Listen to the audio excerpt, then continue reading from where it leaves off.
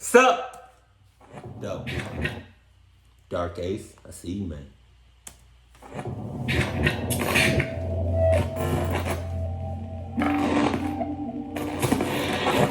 Right. I'm getting a green screen. I'm getting a green screen. I don't know when. I'm getting it. I'm getting it. God damn, it looks real. Jesus.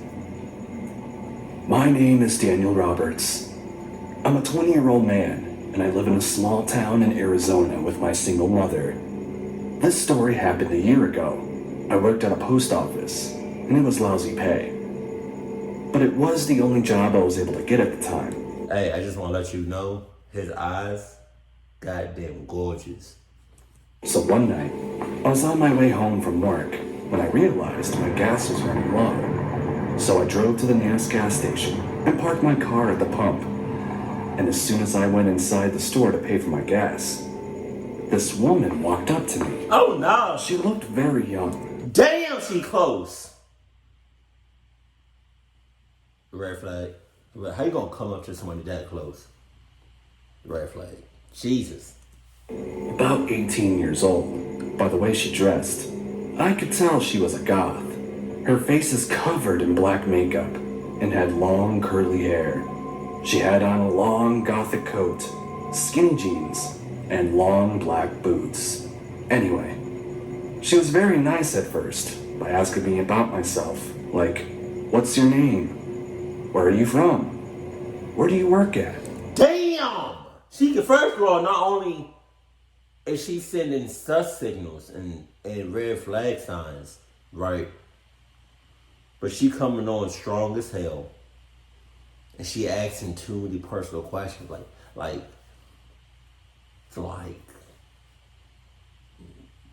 she came on strong as shit, she came on strong as shit, and sus as shit, asking them sus ass questions. Hey, but hold on though, this box of crunch right here, that's my go-to snack, that's my go-to candy in the movie theater. I just want to let you know. The crunch, my go-to candy when I go to the movie theater. I just want to let you know that. I wonder what this guy is thinking. I wonder if she stays around here just to harass people and on some clucked up shit. And this guy knows all about her and her. Oh my God. You know, normal questions. After I answered all her questions, I said, "It was very nice to meet you. You have a good night." And I thought that was it. So I paid for my gas and walked outside towards my car. Oh no. Then the woman began following me to my car. Oh my God. And I turned around and said, "Do you need anything?" And she said, "No." Your life. And came to tell me that I had a nice car. And I said, "Thanks." I tried to be calm, even though at this point, I am freaked out. She walked back inside the store. So I finished pumping my gas into my car and got it. People be too nice sometimes. People don't really be saying what's on their mind sometimes. You know?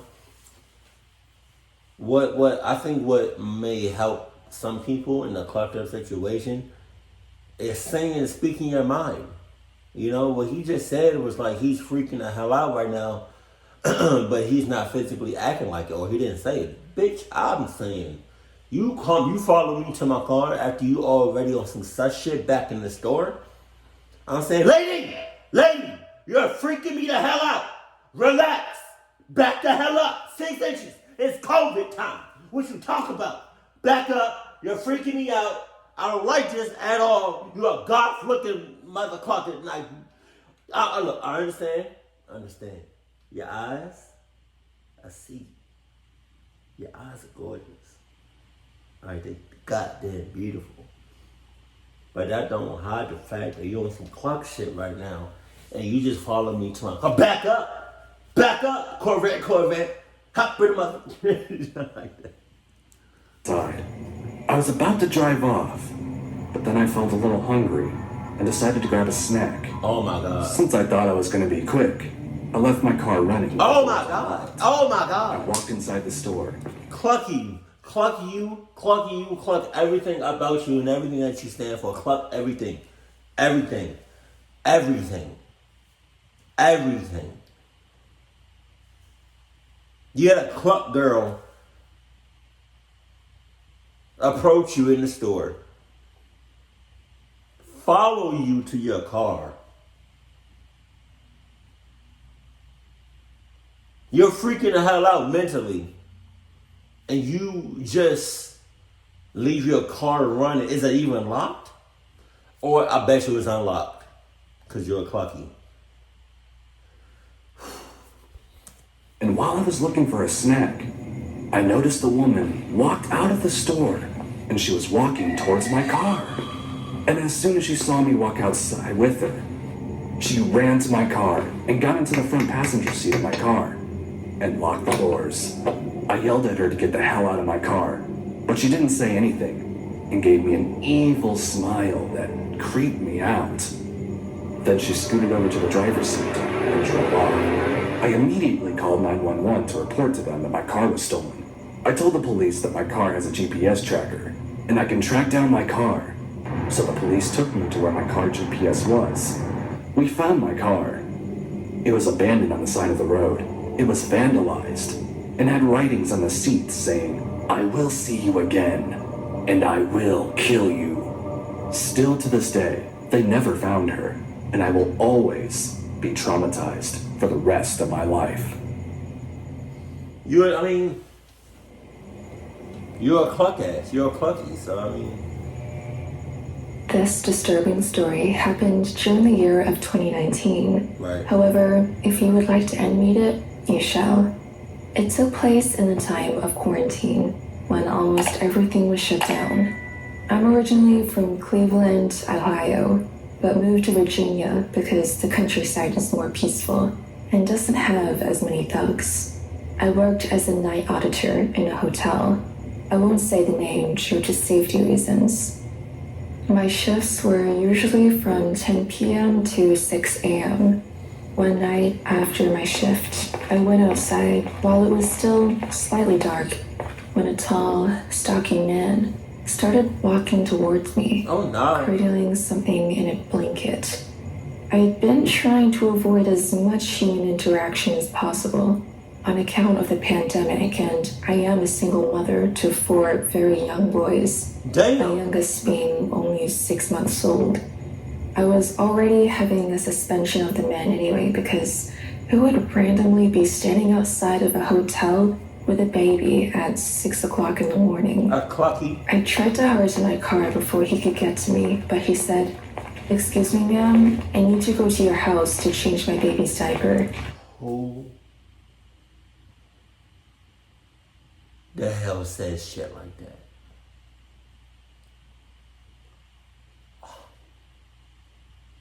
Isn't there a hotel that's like right there? Can she do it there? You sus. He hasn't been changed since yesterday. Call me mean if you want to, but there was no way I was going to take him to my house. I had sympathy for the baby, but I had my own children's safety to worry about. I said, "Sir, I will unlock the hotel's public bathroom so you can use the diaper changing station in there." "No," he yelled. I then started sprinting to my car. Of course, he chased me. I locked the doors as soon as I got in, but when I started driving, the man jumped out in front of me. He moved once he realized that either he was going to get out of my way or get run over. The next night when I clocked in, I noticed a letter in my cubbyhole that read, "You little bitch, you're lucky that we were outside a building full of people. Just remember that next time, your luck might not be as fortunate." Under my desk was a fake baby doll wrapped in some colored blanket that the man was cradling the night before. The realization showered me in fear. I showed my boss and told him that I didn't want to work a night job anymore, thinking that the man might be stalking me during the nights. A few days later, I found out how wrong I was. I was at home enjoying a peaceful day with my children when I got a creepy letter with no return address that read, "You think you got away? I followed you home from work. I know where you live. I know what you drive. I see you outside as you watch over your little blood bags while they're playing in the yard every evening. I know their names. I know what they look like. I know everywhere they go. Remember, I'm always watching. I kept receiving those sickening, disturbing letters for a long time. The police said that the man left no fingerprints on the letters, so there was nothing much they could do. I didn't let my children go outside much anymore. One morning, it was past midnight when I heard knocking on the door. I looked out the peephole to see the same man from the night at the hotel. God damn. I remained silent, thinking maybe he will think I'm not home until he said, "I've been here a lot longer than you think. Damn. I know you're right there, and all 4 of your blood bags are in there somewhere. Just wait until I get in there and put my hands on them." I ran upstairs, gathered my children, and locked them in a room with me. I called the police, and that's when I heard a glass shattering from downstairs. The man was in the house now. He searched downstairs for what seemed like 20 minutes, then came upstairs, kicking every door and shouting. The shouting grew louder. He was right outside the room we were in. The commotion startled my 6-month-old, so he started whining and moaning. I brought him to my chest, trying to calm him. He was starting to quiet down until the man threw a heavy object at the door and shouted louder. My baby then threw his head back and let out a long and loud cry. The man started kicking the door until I finally heard the police sirens pulling in my driveway. The kicking stopped, and I heard footsteps running down the stairway. The police caught him as soon as he tried to call out the back window. They told me that he had been wanted for assault, harassment, and child abduction. God damn. That happened 2 years ago, and my oldest son, who is now 8 years old, has not been the same since. He acts scared to go outside. My other 3 sons are now 6, 4, and 2. However, they do not understand the situation like my oldest does, and I dread having to tell them, due to the trauma that it could bring them.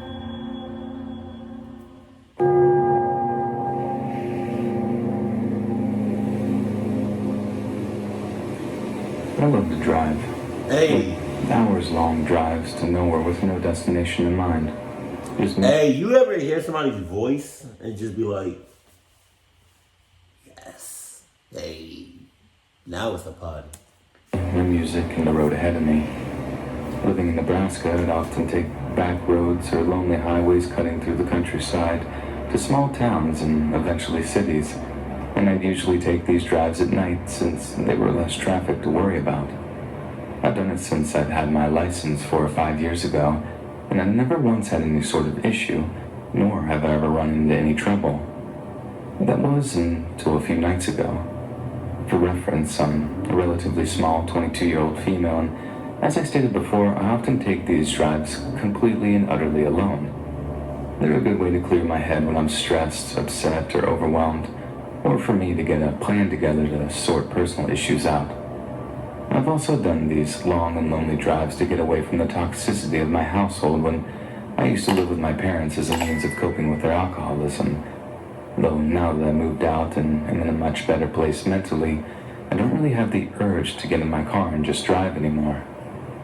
However, on the night that this event took place, I was feeling pretty overwhelmed, stressed, and anxious with a ton of personal issues I'd rather not get into. I felt restless and irritable around my boyfriend, couldn't focus on anything else, and decided I could take a drive to clear my head. My boyfriend was understanding and told me to be careful and to not be gone for too terribly long since it was getting pretty late. I agreed, gave him a kiss goodbye, and left. I drove around our city for about 30 minutes, but I was still feeling on edge about everything transpiring in my personal life, so I decided to drive further north down those familiar, dark, winding one-lane highways. I kept the car at a steady 65 miles per hour, taking the turns at a slower pace in case a deer jumped out around the bend, and was just admiring the vast empty darkness of the snow-capped fields and barren trees. It was honestly a bit creepy being all alone with no cars in sight, in seemingly the middle of nowhere. The few houses miles back from the road, lightless, and the dead cornfields withered away and covered in snow.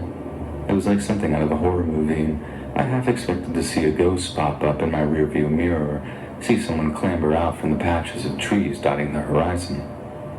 The only light came from the headlights, and even then I still strained to see through the inky darkness of the night. By now it was just after 11, and I told myself that once I made the familiar roundabout that would either take you to a small town or back up towards the city, I would head back to the city and home. That roundabout was still maybe 15 to 25 minutes away, but other than my imagination picturing the worst, I wasn't really all that concerned. I mean, I was by myself. I didn't have any other motorist to worry about, right? As I'm rounding around another bend, I notice a... Here we go.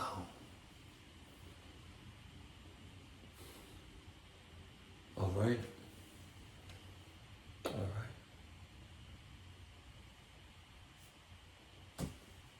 Jesus. with its hazard lights maybe a quarter of a mile or something away from me. It was some sort of sedan, dark-colored, and was angled to where only part of it was on the shoulder while the rest was jutted out into the road. Like they had pulled over in a hurry but didn't quite manage to do that. The driver's side door was flung wide open, and as I slowed my vehicle down and angled it towards the opposite side of the road to pass, I could make out what looked like maybe blood under the open door. Jesus! I didn't see anyone on the road or in the car, and I was the only motorist in sight. So keep driving. Cell phone reception is spotty at best in this part of the country, but more often than not, you couldn't get reception no matter how hard you prayed, which was definitely the case when I took a glance at my phone to see I hadn't had any service. So, a lone female on the road at night, pulling up near a vacant vehicle that looks like someone had been attacked on the inside, with no cell service.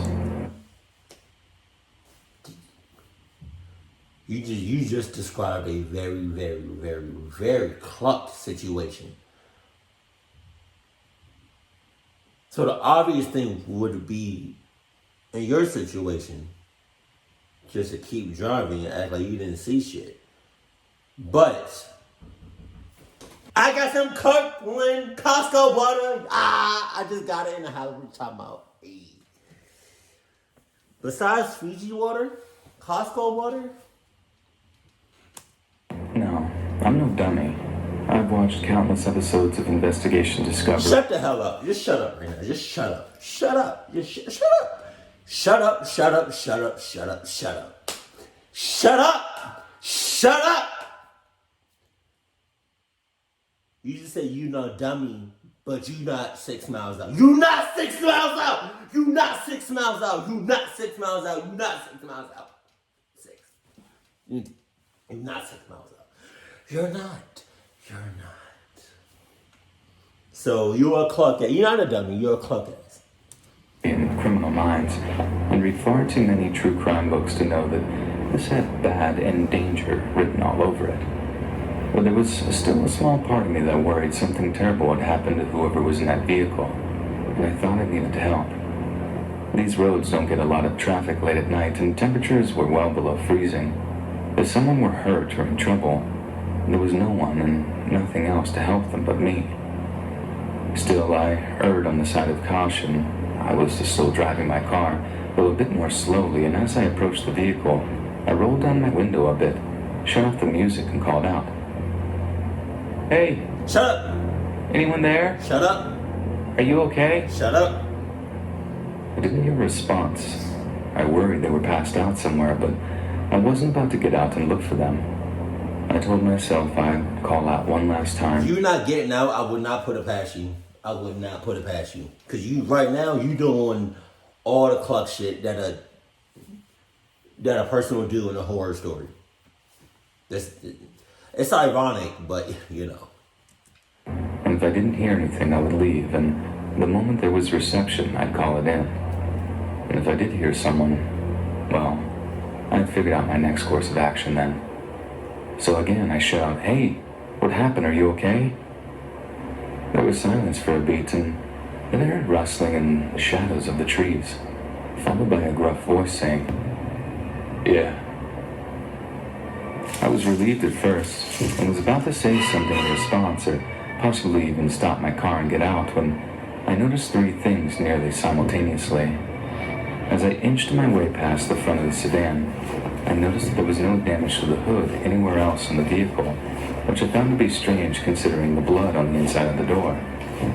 In the rearview mirror, I caught a glance of someone coming out from behind the sedan, and they were making their way towards my car, fast. The person did not have any blood on them or appeared injured in any way, wearing a mask.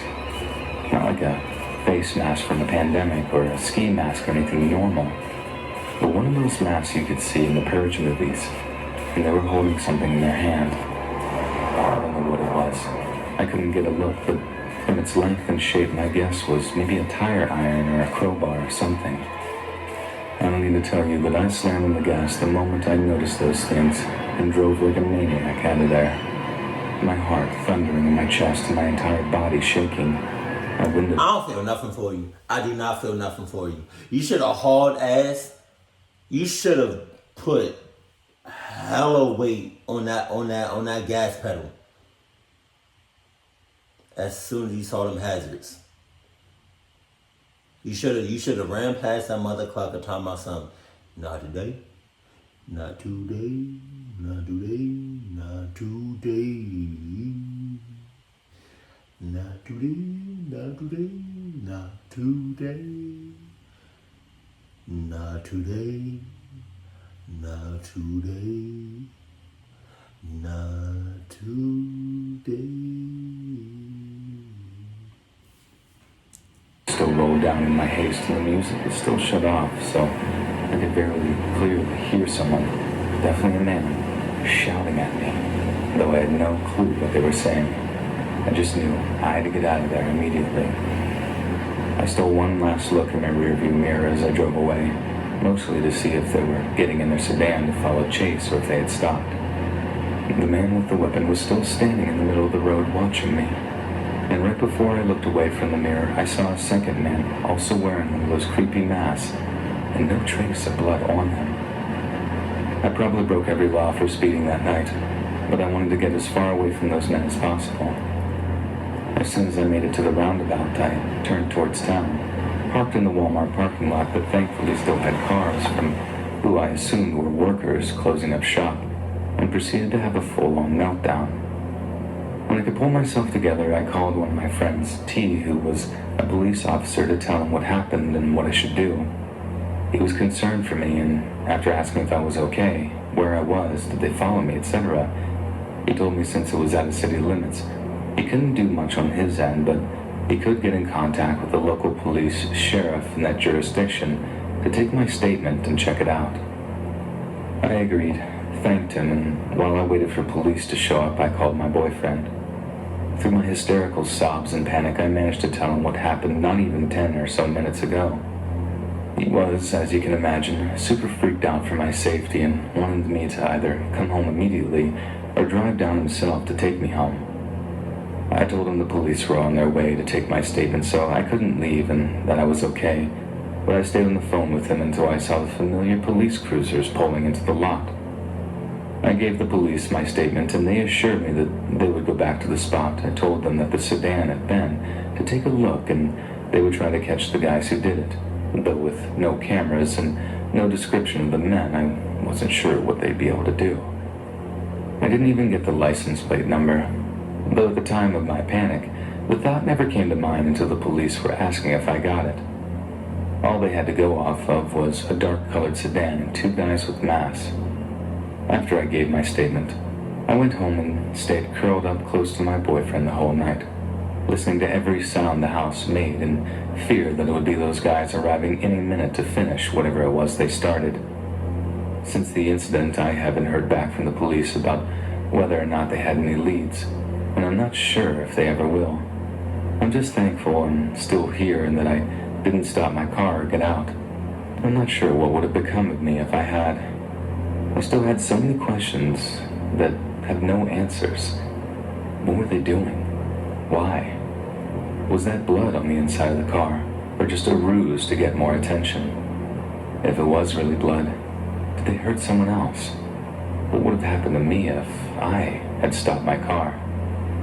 Needless to say, I won't be going on any more late-night drives to anywhere, and I hope I never cross paths with those freaks again. You will. Our official merch store is finally here. If you want to support more of our channel, check out our merch shop. The link is in the description down below. See you on the next video. You definitely will. You will see them again. You know why? Because you're about that clutch it. You're about that cluck life. And because you're in a relationship, your boyfriend is a shit. Your boyfriend is about it too. So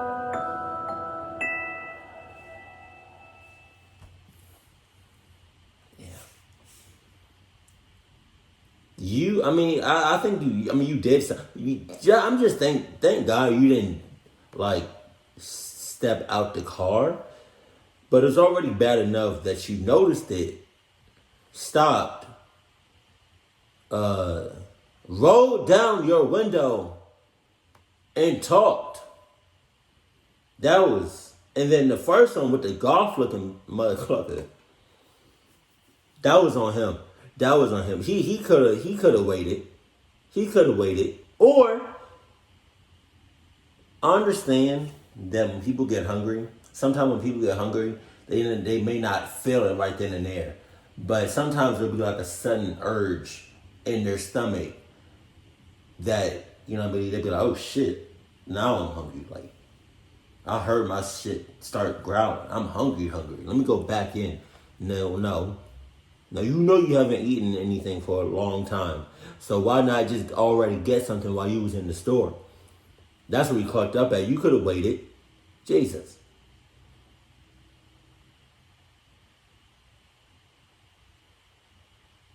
And then the second story. Oh, God. Yeah. Jesus.